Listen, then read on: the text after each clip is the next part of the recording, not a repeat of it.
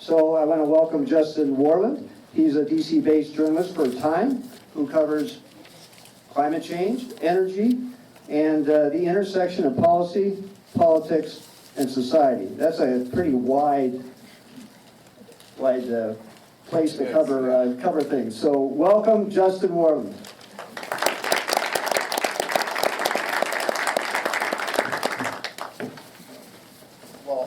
Thank you, Jeff, for the invitation and for the introduction.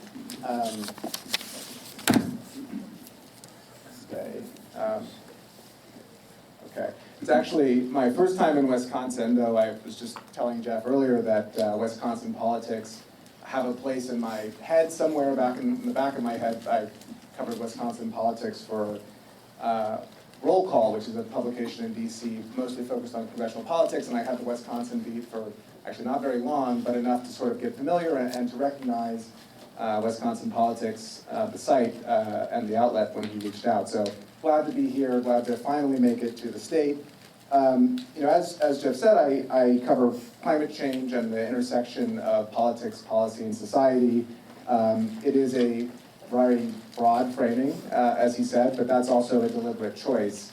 There are a lot of people, a lot of reporters who cover very narrow topics on the beat, whether that's renewable energy or climate impacts or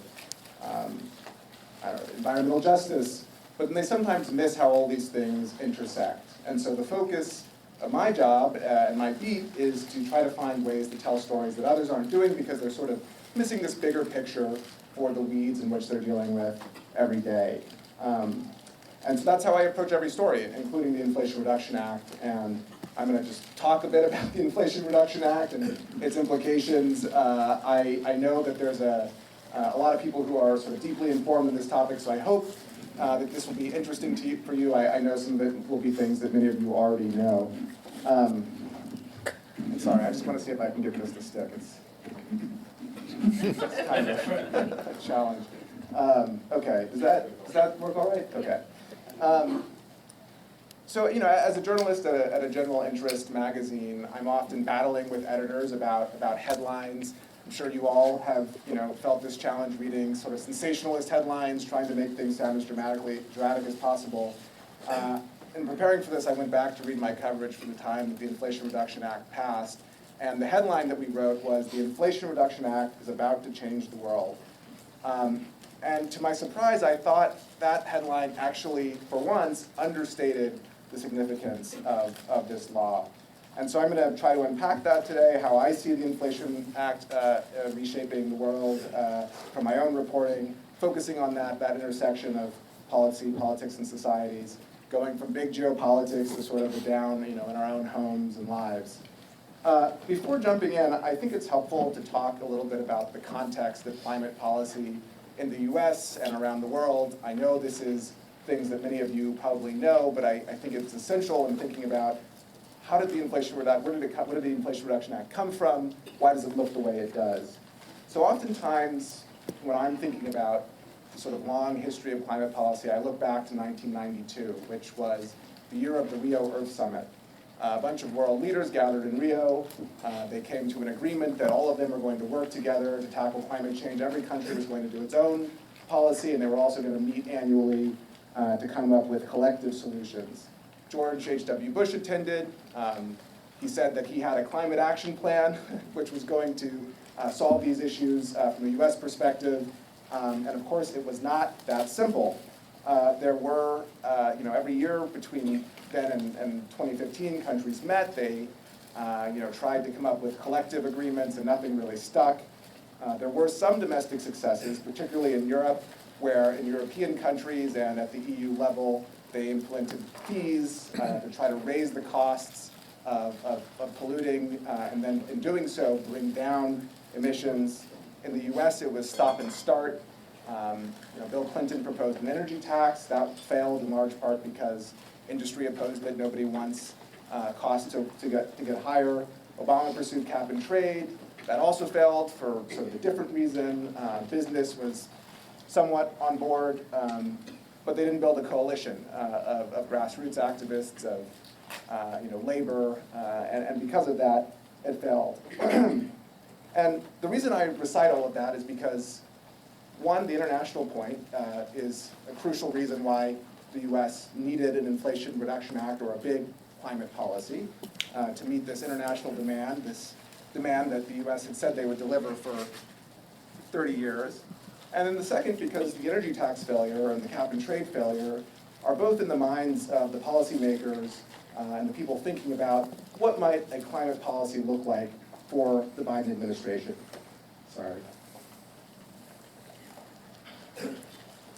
And so we have this long stretch. I'm sure many, or if not most of the people here remember all of the machinations, the back and forth. Biden proposed the Build Back Better proposal on the campaign trail, $2 trillion of spending. That eventually became the bipartisan infrastructure law, which is $1.2 trillion, focused on roads and bridges, but also having some key energy infrastructure provisions in there. And then, the hard part, actually passing big climate-centered legislation, came down to reconciliation, the process that allows Democrats or a party to pass without the, I should say in this context, would allow the Democrats to pass legislation without Republicans. And that legislation, because the margin was so thin, was written by, in large part, Joe Manchin, and to the desires and his sort of preferences about what climate policy should look like. It was a take it or leave it bill, and they took it, coming in at $370 billion in spending. Again, recount all this because I think it's important when you think about all the challenges of implementation, all the opportunities as well of implementation. So what did that legislation look like? I know it's probably very relevant, the actual fine print of the text for many people in this room, at least certain provisions. But I like to just zoom out to the high level. There are lots of different ways you might break that legislation up or think about how to categorize different components. I think about it in three buckets, the three buckets at the center of it. One, incentives and programs for utilities, and other project developers for clean electricity. Two, incentives and programs for businesses and clean technology more broadly to build a clean economy in the US. And three, the incentives and programs for consumers. The first one, sort of straightforward, but really important. It's $130 billion, potentially, according to the Congressional Budget Office, in tax incentives over the next 10 years. And there are two really key points in here, going back to that Joe Manchin point. One, that it's technology neutral. So, for a while, the US, I sort of skipped over this, but in that history of back and forth, Congress would say, oh, well, we actually really like wind, or we really like solar, or we don't like it, and then we won't extend the tax credits for this or that. And this law just says, actually, if you're zero carbon, you can get the tax credit. And that, as I said, was a crucial Joe Manchin priority.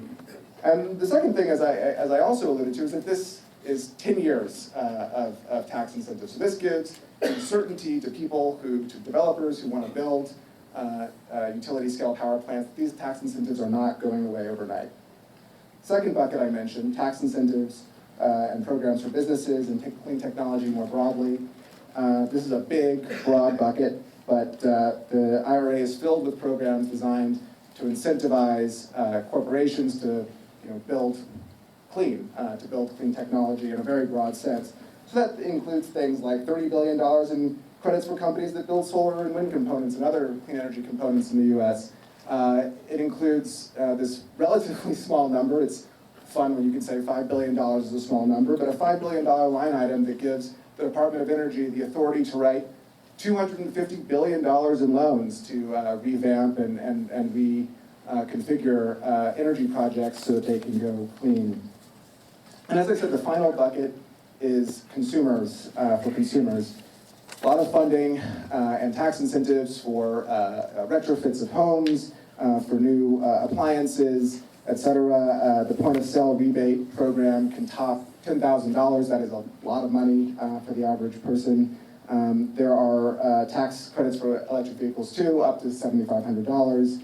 And crucially, I would say, I say these are for consumers, but they're also creating the demand for businesses to build those technologies, to actually bring them to market. there are a couple things, so I break it into those buckets, but there are a couple of sort of thematic things that I think are really important in those buckets and then throughout the legislation as a whole. One is the focus on building jobs here in the US, and the other one is justice and the focus on environmental justice.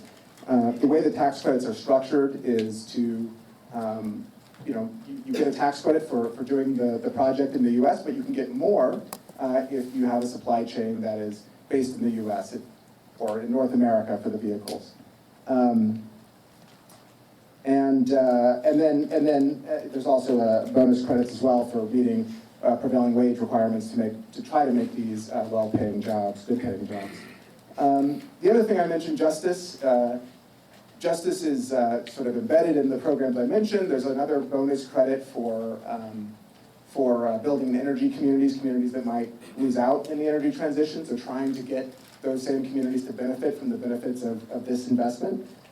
There's also justice throughout in other forms, and I didn't give it a full bucket, but it is really quite central to the way that the administration has pitched this and the way they're trying to deploy these funds. I wrote in my notes, so much ground, I need to take a breath, so give me a second to take a breath. So I think the big thing to think about when you look at all this, and I don't know, as I said in the very beginning, people work in silos often, and you get really into the provisions that are relevant to your business. And I don't expect anybody to think about all these provisions I listed or provisions that aren't necessarily relevant to what they do, but I do think it's important to think about what all that means collectively, right?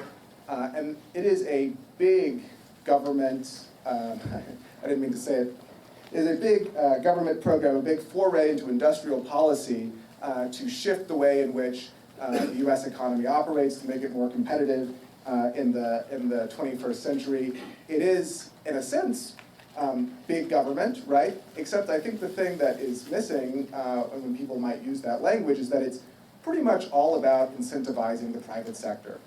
If you look through all of the opportunities, all of the buckets that I mentioned, it all kind of comes back to, well, companies take up the mantle, take advantage of these incentives, and help build this new economy. And of course, consumers are a part of that, but it's a very private sector focused piece of legislation. So as a journalist covering the law's implications, I think it's fair to say that they're so far-reaching.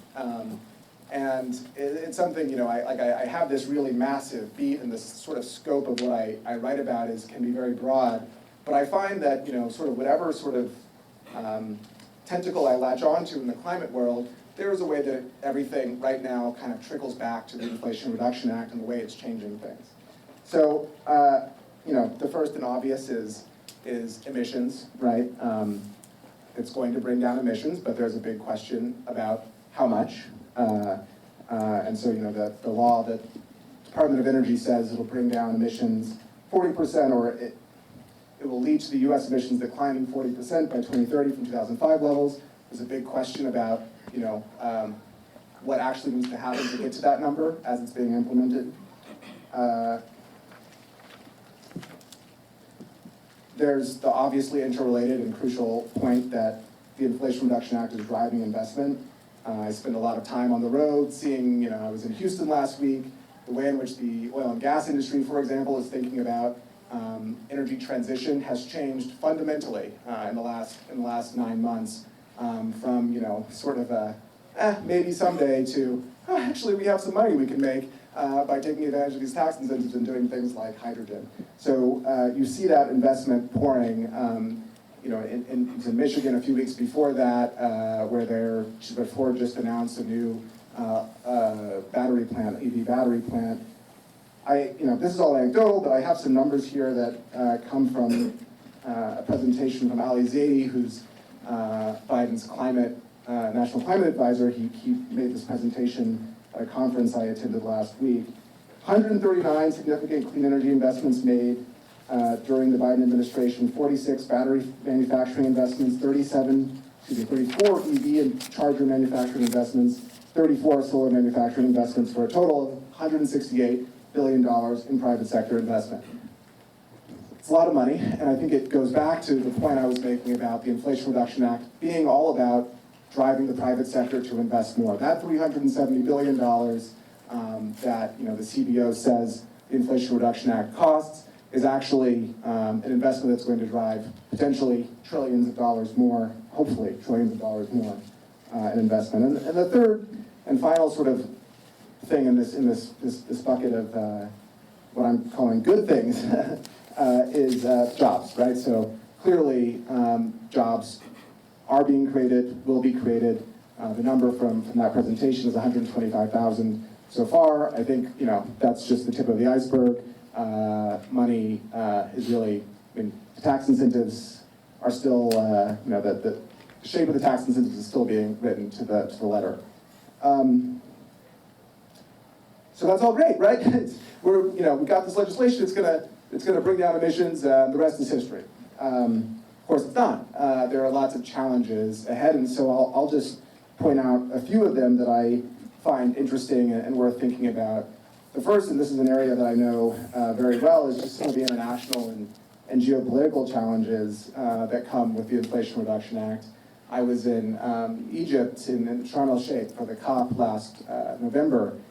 And I think a lot of people from the US, a lot of administration officials, a lot of members of Congress thought that they would show up in Egypt and get a nice round of applause for the great work of the Inflation Reduction Act, finally bringing the US into the climate movement. This is the international conversation that I've been talking about 3 decades. Finally the US has this law, and the response was not that at all. The response was, from many developing countries, why doesn't the Inflation Reduction Act include funding to help us? That's been a big tension in international talks.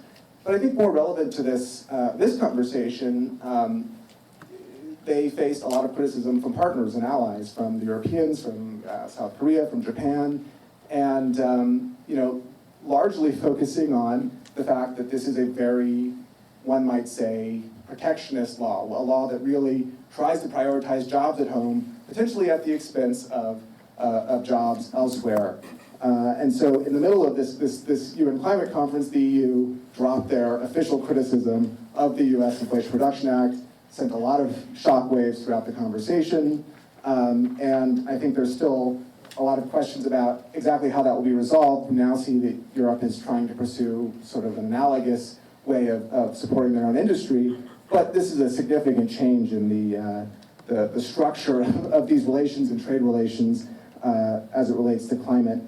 The one thing I'll say is that about the U.S. response to the response is, it's unyielding. I've sat in several conversations with John Podesta, who's overseeing the implementation, and others, and his response has been, we're spending the money, it's going to benefit Americans. That's what's happening. In one conversation he said, sure, they can try to take it and challenge it, but good luck with that. I'm paraphrasing, but that is what he said on the record. So we find ourselves in this really interesting, complicated new world when it comes to trade and climate, and that's a challenge that needs to be resolved. That's a good segue into some of the supply chain concerns. Obviously or not obviously, the U.S. does not have the supply chain to support the growth of all of these industries, at least not yet. That's the sort of intent of the Inflation Reduction Act, to help build those. But you have these really astounding numbers, right?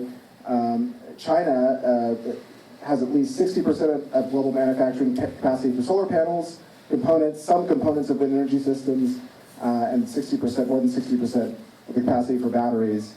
And even more crucially, and perhaps more alarming, the country has the vast majority of new capacity in the pipeline, and those numbers are even higher, right? So more than 85% of the wind blade capacity in the pipeline, more than 90% of solar wafer capacity in the pipeline, more than 95% of anode and cathode material for EV batteries. So China really owns this clean energy economy right now.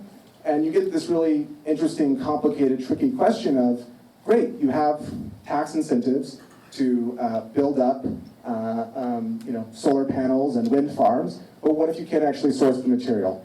And we find, I mean, this is obviously early, but last year the the cost of importing goods for solar rose. So there's a really tricky question of how does this all shake out. Of course, in the long term, hopefully, there will be a domestic supply chain. But what do the next 5 years look like? Big question. And I guess I would add, just from my reporting, I think there's a lot of interesting solutions there, a lot of creative solutions. So, I mentioned I was at a Ford announcement a few weeks ago, and they were talking about changing, exploring different battery chemistries, right? So how can they diversify so that they are building, electric vehicles with battery chemistries that maybe aren't as reliant on one particular place. There are other advantages to what they're doing, but that was one consideration. And then finally, we have the permitting challenge, which I'm sure many of you are watching, and I won't talk too much about it, but I do, I'll flag this number, which is absolutely astounding, from Princeton's Repeat project, which found that more than 80% of the potential emissions reductions from the Inflation Reduction Act by 2030 would be lost if transmission expansion continues at the rate it has in recent decades.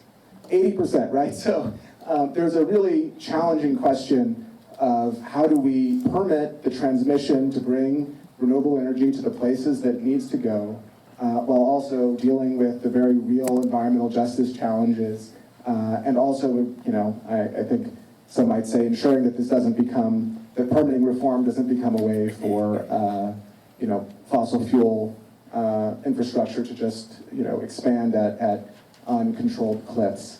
There are a lot of talk, and this is the talk in DC, is how does this get resolved? I don't have any particular insight. There are lots of Republican bills, that I think some might say are messaging bills because they don't really have a chance of becoming law. There are some bipartisan efforts happening, but again, the sort of state of play of this conversation is so, challenging that I don't quite see how it's resolved, but it is a big question. And then the one final challenge, despite what I said at the very beginning, I'm not necessarily an expert in things on the ground here in Wisconsin, but I do think it's abundantly clear when you just look at the map of where clean energy investment is happening, and I alluded to those numbers, that $168 billion in clean energy investment since Biden took office. It is happening in large part in what is called the battery belt, places like Tennessee, Georgia, South Carolina. And there's been a lot written about how that's, changing the politics, perhaps making these places more democratic. And that might be so, and there might be some good, excuse me, there might be some good outcomes from a climate perspective there. But, it's an interesting question of why is that? How do places like Wisconsin compete with these states that, quite frankly, are winning those investments because of lower wages, because they don't have some of the same labor standards that are in other places in the US. And so I think that's a really, really interesting question, which of course is not to say there isn't huge potential and a lot happening already on the ground in Wisconsin. I don't mean to say that. There was a good Wisconsin Public Radio report, which I'm sure many of you have seen, citing data for progress that showed that the Inflation Reduction Act would drive 24,000 jobs in Wisconsin over the next decade. Sorry. But I think the fundamental point with that report and my sort of final point about Wisconsin is that, and really the theme of this entire conversation to me is the Inflation Reduction Act is changing the world, but it isn't magical, right? So the ways in which it changes the world, what it actually looks like will depend on what everybody does. People in this room do, what consumers do, what businesses do, what state leaders do, and it's really incumbent upon all of us to think about how do we take advantage of this law, how do we use it to best shape outcomes for our own communities. So I've rambled a bunch. went really big, went down to the sort of the low level, sort of consumer rebates to big picture geopolitics. I hope it gives something for you to consider. I recognize that there are varying degrees of knowledge and sort of insight about these topics. I guess the sort of final note I would leave you on is the same note that I kind of just touched on there, which is that the world is changing, large part due to the Inflation Reduction Act, due to climate change more broadly. And I think it's important to think about how we all individually fit into that. And that would be my closing thought. I welcome any questions. I think we'll do, I think I probably ran through my half an hour, 25 minutes, yeah. So we'll do questions for a little bit and then we'll just move to the panel. Oh, thank you.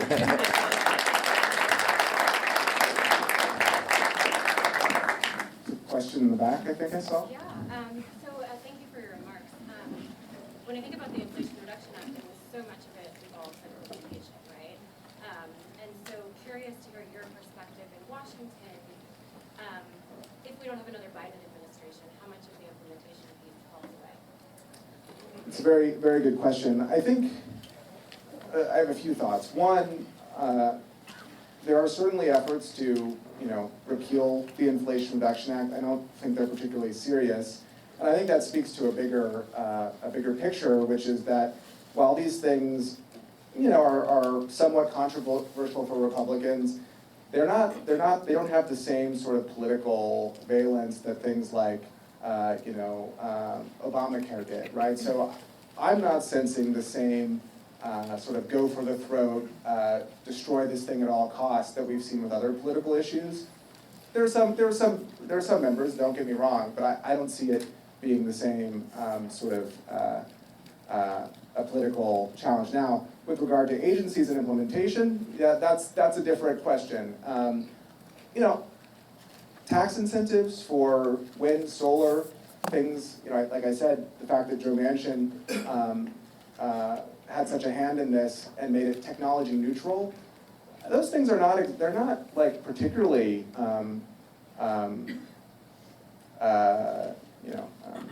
not particular challenges or they're not particular things that I think Republicans are by and large opposed to, at least not to the extent that they would like really try to go into the IRS and say, hey, let's rewrite the ways in which you're implementing and overseeing this law. I think the one other point I would make, and I think it's an area where there's probably more concern, is with things like the justice piece, right? So I didn't mention it, but Biden signed an executive order mandating that 40% of the benefits of federal spending in these areas go to underserved communities. And that's an executive order. And B, I think you clearly would not see the emphasis on that in implementation under a Republican administration.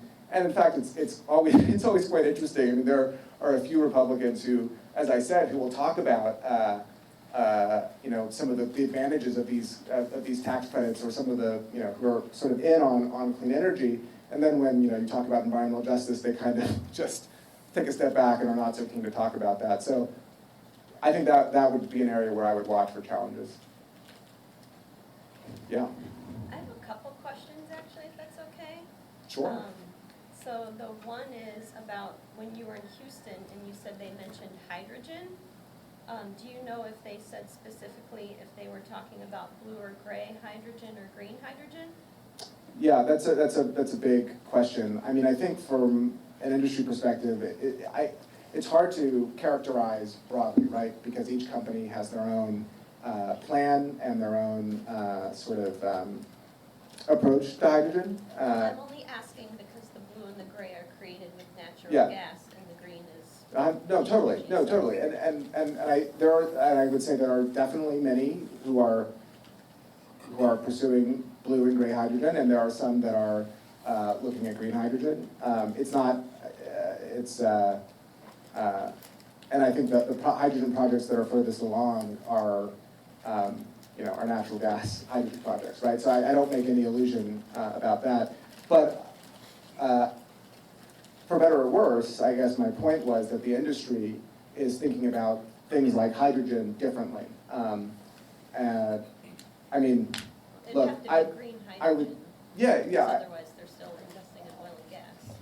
100%. just I'm not, wondering right, if I'm not, if they said that. I'm not, I guess I would say this, you know, I'm a, you know, non-partisan journalist who also like calls things like they are, right? And I think when it comes to oil and gas, I think the argument is like, okay, they're trying to, that investment in hydrogen helps build the infrastructure to make green hydrogen a possibility. I'm not subscribing to that.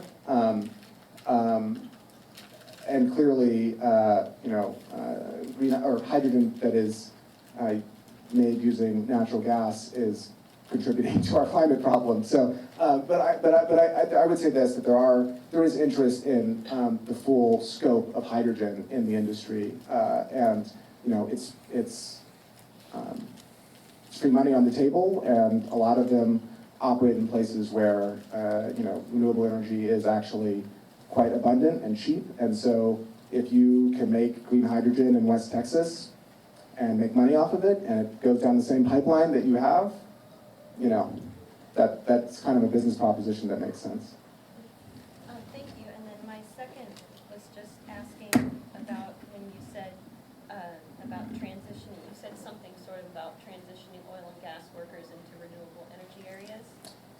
Yeah, I was alluding to the tax credit. The way that they've constructed the tax credit is that, you know, if you build certain projects in sites that were energy communities, so sites where there's, you know, formerly a coal community or oil and gas community, you get an extra tax incentive for locating your solar plant there or your solar manufacturing hub there. I would have to look at the specifics of the text before saying more, but yeah. Okay, I'm sorry, I didn't know if you, I'm curious about your trip to Houston, so that's why I'm asking Yeah. about that and what you heard.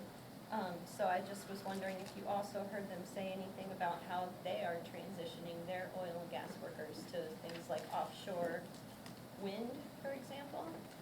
I would say this, and this is something where, yeah, I could, you know, to call it like it is, I think that their position on that is not really. I mean, and again, I don't want to paint with a broad brush, but for by and large, the industry at this point is talking about, you know, the need for oil and gas in the short term for security purposes, the possibilities of hydrogen because it fits with that skill set. Obviously, offshore wind does fit with the same skill set, but I think the industry at this point is not talking about renewable energy in the same way that perhaps they might have suggested they might be interested in doing 3 years ago. I mean, you probably saw the announcement from BP where they said that, you know, they're going to slow their transition away from oil and gas because, I mean, the way they framed it was because, you know, the world needs the oil now, but the reality is because they can make more profit that way. So that's the zeitgeist in the industry right now.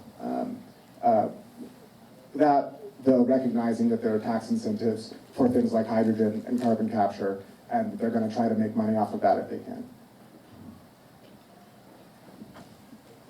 Yeah.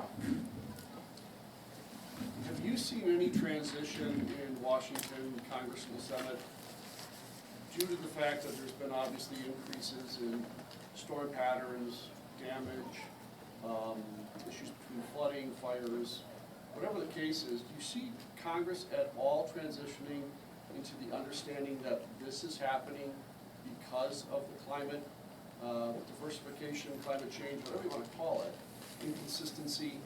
Is there any movement at all in your mind that Congress is starting to get this? Yeah, I mean, I think the real question is, are Republicans starting to talk about it in that way? And, you know, I had a conversation with a source of mine who's somebody who's very well versed in Republican politics, but understands the climate crisis. And he said to me, this was last year, late last year, he said, you know, I thought that when the storms got real and the fires got real, that the Republican Party would wake up and you know, get their act together and do something, and I just don't see it. And honestly, that was a conversation that was very terrifying. Look, I think there are certainly people, there are some people, I think it's a minority. I think there are ways, there are areas where where other things are getting, you know, some Republicans interested in climate policy. There's, I think, a really interesting, on the trade front, I was talking about, you know, the European sort of border carbon adjustment, which, you know, charges a fee for high carbon goods imported into the bloc. You know, all of a sudden there was this interest among Republicans, oh, what if we did that for China? You know, like this is a way to get at China. But I see other things moving that conversation more than, I think, the very real sort of fires and floods, et cetera. I'll add one other note, though. I did a story last year that I thought was quite interesting about Florida. You know, and Florida, of course, being a state that's controlled by Republicans, and the sort of Ron DeSantis and company approach to climate change is to acknowledge that it is flooding. You cannot deny that it is flooding, that it's getting worse, but just focusing on that. Not talking at all about the need to reduce emissions, not talking about, you know, sort of what the projections will be at 2100, but talking about alleviating the sort of short-term challenges. And I think there's a real possibility that that becomes the sort of broader Republican position. And I guess the final thing I'll say is, because I was talking to somebody who I think very highly of, and, you know, he said, well, it's going to get worse. And when it gets worse, maybe that will actually be the thing that wakes people up. And so I don't know, we'll see. Sorry, it's not a very optimistic answer on that particular front. Yeah. Yes. So there's been some recent statements about reinstating the global tariffs for solar panels. Yeah. You know, and right now they kind of have a thumbs up Yeah. to bridge us in that 2-year gap to domestic production. Right.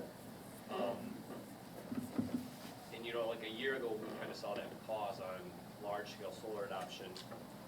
I mean, do you see that as just a few individuals, or, I mean, from what you hear and know, does that have more traction, that could be another risk to put a large-scale pause on solar adoption in the U.S.? Yeah, I mean, to be honest, I'm not, I know this is a very live conversation, and so I wouldn't want to comment too much just because I don't know what the like latest sort of positions are in the conversation.